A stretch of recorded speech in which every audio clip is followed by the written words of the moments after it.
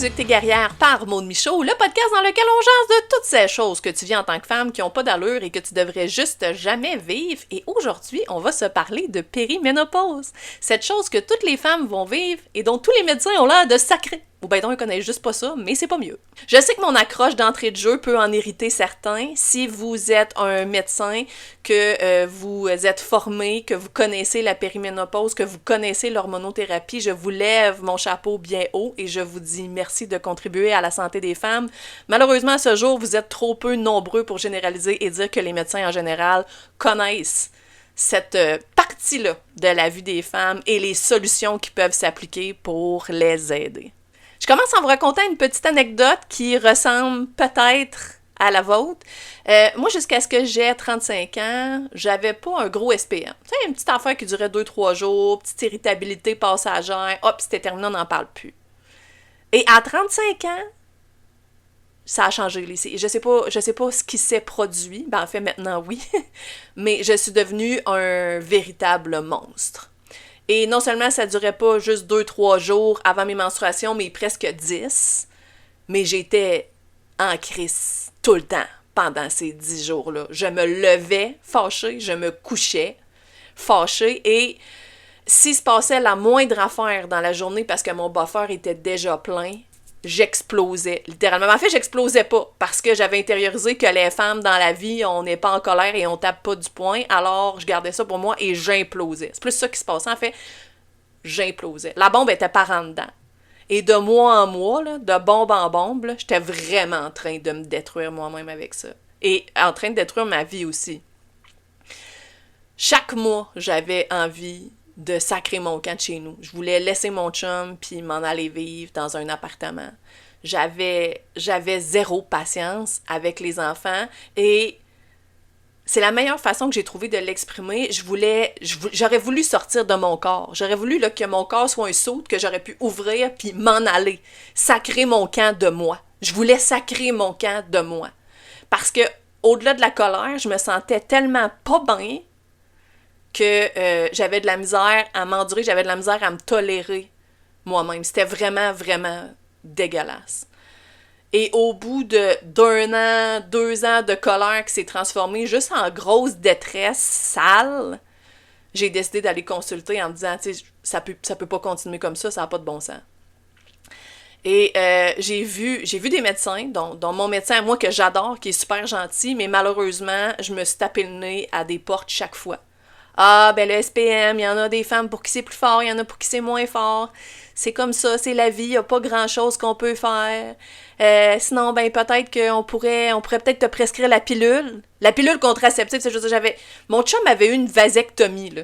Je m'étais enfin sortie de la contraception et vous connaissez mon opinion sur la contraception si vous avez écouté l'épisode à ce sujet. C'était hors de question que je reprenne la pilule là, avec toutes les shit qu'il y a dedans. Là. Je faisais infection vaginale par-dessus infection vaginale. J'allais pas reprendre la pilule. T'sais, j'avais pas besoin, moi, d'un contraceptif. Là. Et l'autre option qu'il me proposait, c'était les antidépresseurs. Et j'ai rien contre les antidépresseurs, mais je ne sentais pas que c'est ce dont j'avais besoin du tout à ce moment-là. Ça fait que je suis retournée chez nous avec la terrible sensation d'être abandonnée par le système de santé, qui définitivement me renvoyait le message qu'il n'y en avait rien à crisser de ma détresse, puis j'avais juste à me gérer. J'étais une femme, j'étais faite de même, puis il allait falloir que je vive avec ça. Ça fait que je suis revenue chez nous, puis sur le coup, j'étais comme dans l'abandon, genre, ben, coudonc, je vais vivre avec ma détresse, visiblement. Mais je me sentais tellement mal, puis je pouvais tellement pas continuer de vivre comme ça que j'ai fini par faire non, ok, je vais être obligée de chercher d'autres solutions. Ça pourra pas rester de même. C'est pas possible que ça reste comme ça. Ça fait que j'ai commencé à me renseigner. J'ai commencé par me renseigner sur le cycle menstruel, mieux comprendre comment il fonctionnait. Et je prévois faire un épisode là-dessus parce que c'est très important, très intéressant. Dans ce qu'on apprend dans notre parcours scolaire, il y a toujours question de notre cycle menstruel comme cycle de reproduction, mais dans les faits, notre cycle menstruel joue sur bien d'autres affaires, notre énergie, notre santé, notre motivation. C'est super intéressant et le comprendre, c'est mieux se comprendre. Alors, je vais revenir là-dessus assurément. Mais bref, en faisant le tour de tout ça, j'ai compris qu'on produisait principalement 2 hormones, qui étaient l'estrogène et la progestérone, et qu'à partir d'un certain âge, on commençait à en produire moins, pendant une période qu'on appelait la périménopause. Et contrairement à ce que beaucoup de médecins disent, La périménopause, ben, pour bien des femmes, ça commence dans la trentaine. C'est pas vrai que ça commence juste à 45 ans. C'est pas vrai que ça commence juste quand tes règles sont irrégulières. Ça peut commencer avant. Et contrairement à ce que j'avais toujours cru et toujours entendu, la progestérone et l'estrogène ne sont pas responsables que de la reproduction dans le corps des femmes. Elles interfèrent avec pas moins de 150 fonctions dans notre corps, incluant entre autres la mémoire, des fonctions, capacités digestives, au niveau des articulations, bref, elles ont une grande incidence dans notre corps au complet. Vous comprenez donc que si on en produit moins, ça se peut que ça ait des conséquences autres que des règles irrégulières. Mettons. Ça fait que je me suis dit qu'on allait s'énumérer les conséquences possibles d'un manque d'estrogène. On part du principe qu'à la périménopause, on commence à en produire moins, donc on peut vivre ces conséquences-là. Écoutez bien ça, c'est parti, retenez votre souffle, c'est long. Troubles menstruels, donc cycle irrégulier, absence de règles, saignement abondant ou prolongé. OK. Bouffée de chaleur, sueur nocturne, déséquilibre dans la thermorégulation du corps, sensation de chaleur soudaine, rougeur, transpiration excessive, sécheresse vaginale, douleur lors des rapports, atrophie des muqueuses vaginales, risque accru d'infection urinaire et vaginale, baisse de libido, diminution de la sensibilité du plaisir sexuel, troubles de l'humeur et du sommeil, irritabilité, anxiété, épisodes dépressifs, insomnie ou réveil nocturne fréquent, brouillard cérébral et troubles cognitifs, difficulté de concentration, perte de mémoire, sensation d'être dans le brouillard, prise de poids et modification de la répartition des graisses, accumulation au niveau du ventre, métabolisme plus lent, douleur articulaire et musculaire, risque accru d'inflammation et de raideur, ostéoporose et fragilité osseuse, perte accélérée de la densité osseuse, augmentation du risque de fracture, problèmes cardiovasculaires, augmentation du cholestérol LDL, le mauvais cholestérol, et risque accru d'hypertension et de maladies cardiovasculaires. Ça, c'était avec la baisse d'estrogène seulement. Je vous ai pas encore parlé de la progestérone. Je continue donc avec la progestérone. Conséquence d'un manque de progestérone. Cycle menstruel irrégulier est dominé par les estrogènes, règles abondantes ou prolongées, SPM plus intense, surprise. Insomnie et troubles du sommeil, difficulté à s'endormir, réveil nocturne fréquent, anxiété et agitation, sensation d'être constamment sous pression, irritabilité accrue, rétention d'eau et ballonnement, sensation de gonflement dans les seins et le ventre, migraine hormonale, liée aux fluctuations de la progestérone et des estrogènes, impact sur la fertilité, difficulté à concevoir en raison d'un manque de progestérone pour soutenir une grossesse. Vous comprendrez donc que se baser sur des règles qui deviendraient irrégulières pour annoncer à une femme qu'elle est en périménopause est bien peu suffisant. Il ne tient pas compte de l'ensemble de son corps et de ce qui peut être affecté à l'intérieur de son corps par une baisse d'estrogène ou de progestérone. Mais ça fait partie des choses dont on ne parle pas. Et pourquoi on n'en parle pas? C'est parce qu'on le sait pas. Et pourquoi on le sait pas? C'est parce que depuis la nuit des temps, malheureusement, le monde médical s'est toujours bien calissé du corps des femmes. Là, je sais, il y en a qui vont se fâcher, ils vont dire « Ah ben là, ben non, il y a du progrès aujourd'hui, bien sûr, mais si on s'intéresse un peu à l'histoire de la médecine, on comprend très rapidement que de siècle en siècle, la seule chose qui a intéressé les médecins hommes, parce que c'était que des hommes, à propos du corps des femmes, c'est leur capacité à se reproduire. Et à partir du moment où elles ne sont plus en mesure de le faire, ou n'ont plus le goût de le faire, ou sont rendues ailleurs dans leur vie, eh ben voilà, on n'en sait plus rien. On passe 2-3 heures sur ce sujet-là, à l'université, parler un petit peu de ménopause et autres, et après ça, hop, ça disparaît dans le nuage, puis on n'en parle plus jamais. Alors qu'on sait qu'un patient sur deux que vont rencontrer tous les médecins sont des femmes et auront un jour leur ménopause, on s'est dit, on va en parler 3-4 heures, on n'a pas de table à périménopause, just too bad, on passe à un autre appel. C'est là où on en est encore aujourd'hui, ou à peu près. Est-ce que ça s'est amélioré un peu? Peut-être. Ce qui fait en sorte que certains médecins sont plus au courant, connaissent même l'hormonothérapie, ben c'est entre autres parce qu'ils doivent faire de la formation continue. C'est une obligation qu'ils ont en tant que médecins. Mais ils choisissent ce qu'ils ont envie d'étudier en formation continue. Et visiblement, les hormones féminines et l'hormonothérapie ne sont pas au centre de leur priorité. Même si un patient sur deux qu'ils rencontrent est une femme qui, tôt ou tard, aura un débalancement hormonal. Forcément. C'est malade, hein? Et je leur tire la pierre, c'est comme « gang, allez vous former ». Mais faut aussi se dire qu'ils partent de ce même système médical-là qui était hyper sexiste. Ça part de loin dans notre société, le fait de se sacrer un peu des femmes et leurs symptômes. Pendant des années et des siècles, les médecins, quand une femme se présentait à l'hôpital ou l'équivalent de l'hôpital, dépendant quel siècle, parce qu'elle avait une douleur ou un problème, ben on lui diagnostiquait l'hystérie. C'est capoté, là. Ça a été un diagnostic jusqu'à là, pas très longtemps, là. Et l'origine de ça, cette maladie-là, l'hystérie, c'est qu'on pensait que l'utérus, c'est un organe qui se promenait dans le corps. Il était flottant, il se promenait dans le corps et chaque fois qu'il allait se poser quelque part, il créait des mots. Vous aurez donc compris que les traitements pour régler l'hystérie étaient tout aussi inconséquents que le diagnostic en soi. Donc, on proposait des saignées, de l'enfumage de vagin, puis un paquet d'affaires qui n'avaient pas d'allure comme ça. Et bien sûr, aujourd'hui, quand une femme arrive à l'hôpital, on lui dit pas vous êtes atteinte d'hystérie, madame ». Mais on a une forte tendance à considérer que la douleur des femmes est souvent dans leur tête. Et là, c'est pas juste un constat que je fais personnellement. Des études ont prouvé, ont démontré au cours des dernières années que, entre autres, à hommes, femmes présentant des symptômes similaires qui allaient à l'urgence, ben on allait avoir une beaucoup plus grande propension à donner des anxiolytiques à la femme. C'est dans sa tête, ça se passe. Pas si pire que ça. Et ça, c'est sans parler, entre autres, de tout ce qui touche les maladies cardiovasculaires qui sont sous-diagnostiquées pour les femmes aussi, à qui on dit que, bon, non, c'est sûrement de l'anxiété que tu fais et autres. C'est dû, entre autres, au fait qu'on a fait très peu d'études sur les femmes, en général. Les études ont principalement été faites sur les hommes, mais aussi dû au fait qu'on a malgré nous ce préjugé, ce stéréotype sexiste selon lequel, ben c'est ça. Les femmes sont plus douillettes et sont plus anxieuses et sont plus émotives, donc il y a des grandes chances que la douleur soit dans leur tête. Et c'est exactement de cette même façon-là que les femmes en périménopause qui vont chez le médecin se font dire « ben on peut pas faire grand-chose, madame, c'est la vie, vous êtes comme ça, c'est votre utérus, c'est votre hystérie, retournez chez vous ». Et là, je fais une petite parenthèse sur le trouble dysphorique prémenstruel.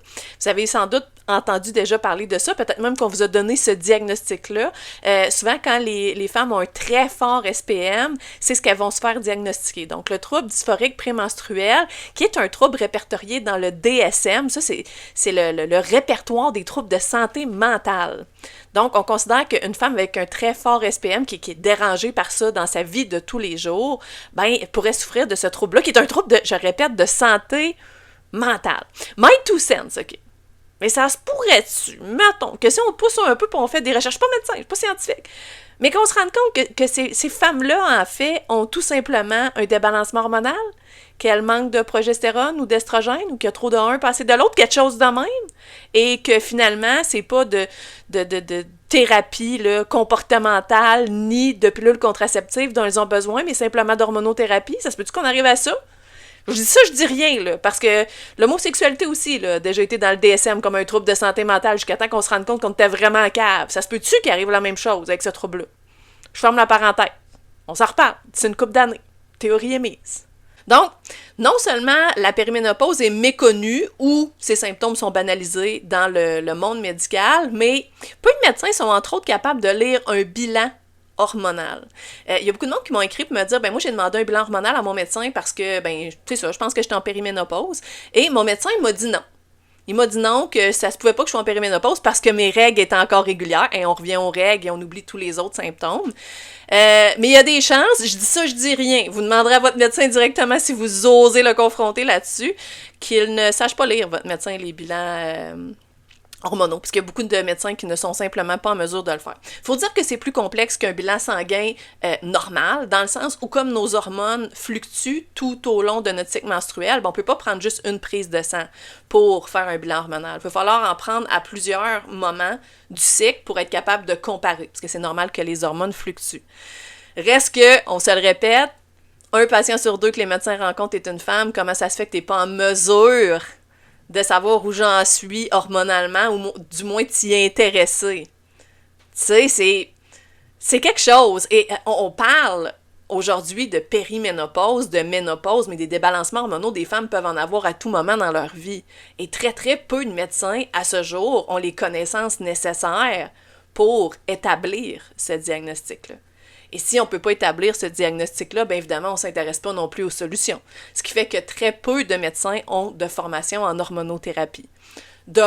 Pour toutes les raisons que je viens de nommer, et aussi parce qu'en 1900 tranquille, à un moment donné, il y avait de l'hormonothérapie avec du pipi de jument, puis là, il y avait un risque accru de cancer. C'est une étude parmi un paquet qui disait finalement pas grand-chose et qui n'a dans tous les cas rien à voir avec nos hormones bio-identiques d'aujourd'hui, mais qui a jeté quand même de l'ombre sur l'hormonothérapie.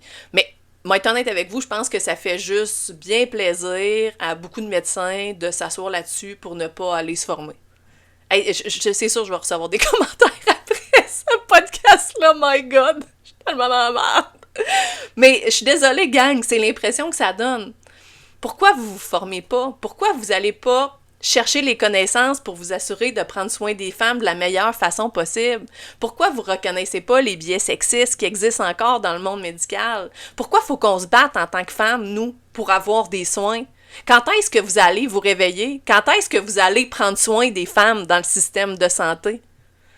Excusez, je suis fâchée. Je suis fâchée parce que j'ai vécu par la suite ce parcours du combattant-là aussi. Quand j'ai compris tout ce qu'il en était, ben, j'ai réalisé que ce dont j'allais avoir besoin, c'était de progestérone, probablement. Après avoir lu beaucoup sur le sujet, j'ai comme fait, oui, visiblement, moi, c'est de progestérone que je sens me manquer. J'ai des forts SPM, j'ai de la difficulté à dormir, je fais de l'anxiété, je me sens toujours comme submergée, toujours en tabarouette aussi. Clairement que c'est de progestérone dont j'ai besoin. Et là, je suis pas en train de vous dire ça pour que vous fassiez un autodiagnostic. C'est pas l'idéal. J'allais vous dire, allez voir votre médecin, mais je sais pas si ça vaut à peine. Faites des recherches. C'est pas parce que moi, je me suis rendu compte avec mes symptômes que c'est ce dont j'avais besoin, que c'est forcément ce que chacune a besoin. Mais moi, c'est ce que j'ai réalisé. Et là, je me suis dit, OK, j'ai besoin de progestérone. Mon médecin, il refusait de m'en prescrire. C'était pas question. Ça fait que je me suis retournée vers une alternative que je ne nommerai pas directement ici, mais j'ai trouvé de la progestérone ailleurs, sur le marché noir. Je l'ai acheté dans un autre pays, ma progestérone, et je me suis dit, je vais l'essayer. Je vais l'essayer pendant 6 mois, puis je vais voir ce que ça donne. Et au bout d'un cycle, j'étais redevenue la personne que j'étais avant à 90%. J'étais plus fâchée, je voulais plus sortir de mon corps. J'étais fâchée des fois, pareil, on l'est toutes, mais j'avais retrouvé mon état normal. Et c'est donc vraiment ce dont j'avais besoin. Et pendant 1 an et demi, j'ai continué de prendre ma progestérone de cette manière-là. J'étais comme, je vais pas aller me battre dans notre système médical, ça coûte un petit peu plus cher, c'était pas si cher que ça d'ailleurs. Je vais vivre avec ça. Malheureusement, 1 an et demi plus tard, je me suis rendu compte que j'avais une masse dans un sein. Donc, j'étais allée voir mon médecin qui a décidé de me faire passer mammographie et autres. Et je lui ai demandé en même temps si c'était possible d'avoir de la progestérone canadienne, homologuée. Parce que j'étais comme... On sait qu'il y a certains risques associés à l'hormonothérapie, cancer, etc. Là, je sais même pas ce que je prends. Ça serait le fun qu'on me donne le produit là, d'ici là, qu'on sait qui est sécuritaire.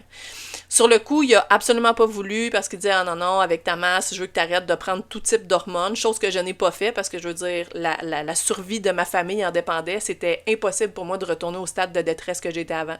Aucune chance que j'aille là. Donc, j'ai continué de prendre ma progestérone étrangère.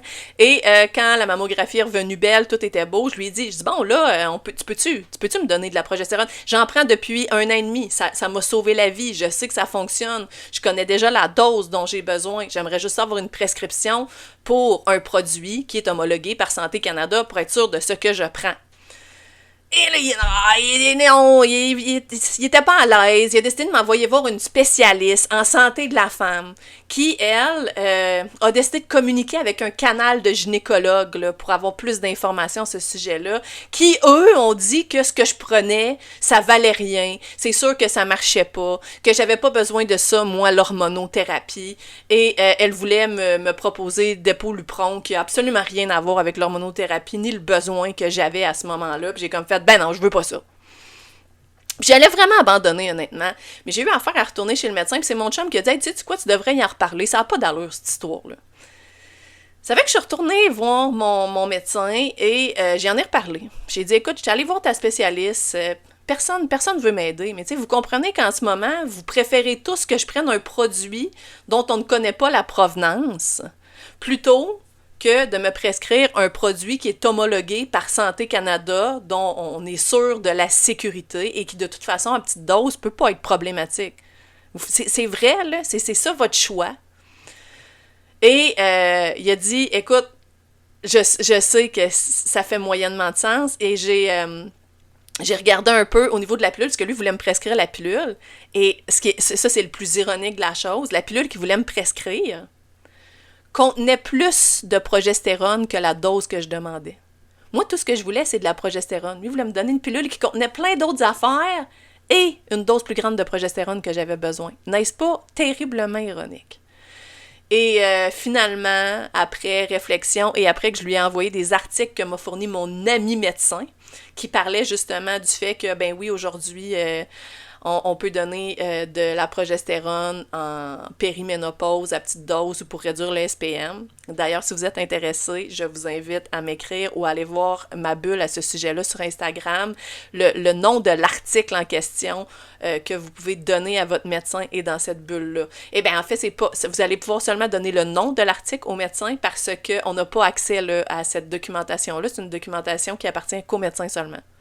Mais bref, après la lecture de ces documents-là, il a accepté. Mais j'ai passé des années. J'ai passé des années à me battre pour ça. Premièrement, des années de détresse où personne ne m'a offert de solution. Et la raison pour laquelle j'ai fini par avoir ce dont j'avais besoin pour me sentir bien, c'est que je me suis renseignée moi-même, je me suis formée moi-même, au-delà des connaissances que certains médecins doivent avoir sur le sujet, pour m'auto-médicamenter et finalement menacer mon médecin et le système de santé en disant « Je prends un produit qui est peut-être dangereux pour moi. Donnez-moi le produit qui ne l'est pas. » Vous rendez-vous compte du combat incroyable? Ça n'a aucun bon sens. Ça n'a aucun bon sens de vivre ça. Pas, d'autant plus pour un problème qui va être vécu par pratiquement toutes les femmes, à petite ou grande échelle, parce qu'en fonction de l'hérédité, en fonction d'un paquet de choses, certaines femmes vont vivre la périménopause de façon beaucoup plus difficile que d'autres. Et c'est normal, et c'est la vie, et c'est correct.